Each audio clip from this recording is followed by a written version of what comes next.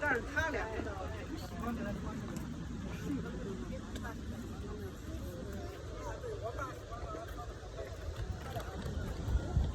Nalazimo se na Zrinjevcu i evo ukratko o povijesti Zrinjevca. 6. veljače 1891. godine na Zrinjevcu je postavljen ovaj prekrasni glazbeni paviljon. Ovaj prepoznatljivi simbol grada Zagrebu je darovao trgovac Eduard Priester, koji je bio bogat i poslovni čovjek toga doba, a inače je poznat i kao graditelj, ali i kao vlasnik hotela kao austrijanskom caru, koji se nalazio u Ilici 4, tamo gdje se danas nalazi nama. Ovaj Zrinjski perivoj je do 1870. godine bio stočno sajmište do 1874. godine kada je pretvoren u perivoj. A do kraja desetljeća zajedničkim učinkom arhitekture, zelenila, skulptura postao je, evo, kao što svi znamo, i najreprezentativniji prostor grada Zagreba.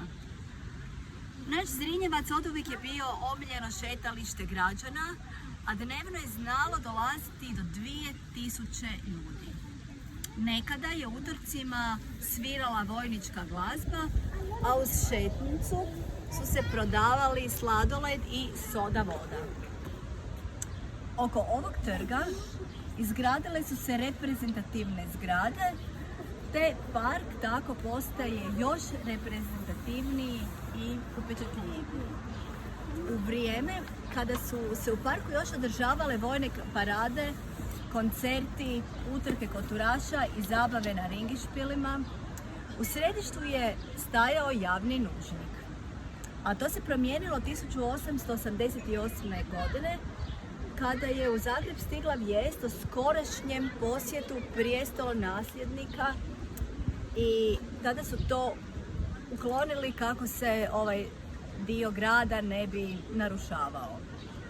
A kako bi se park još više proljepšao, prema nacrtu Milana Lenucija izgrađen je prvi zagrebački vodoskok.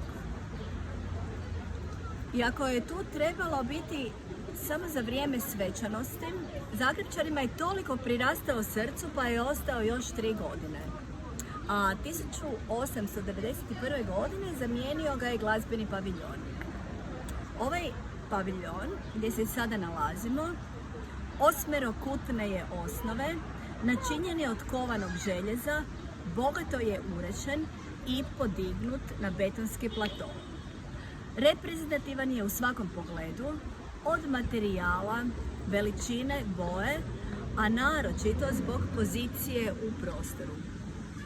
Paviljon je smješten točno u sredini parka i simetrično je okružen stazama, drvoredima i travnatim plohama.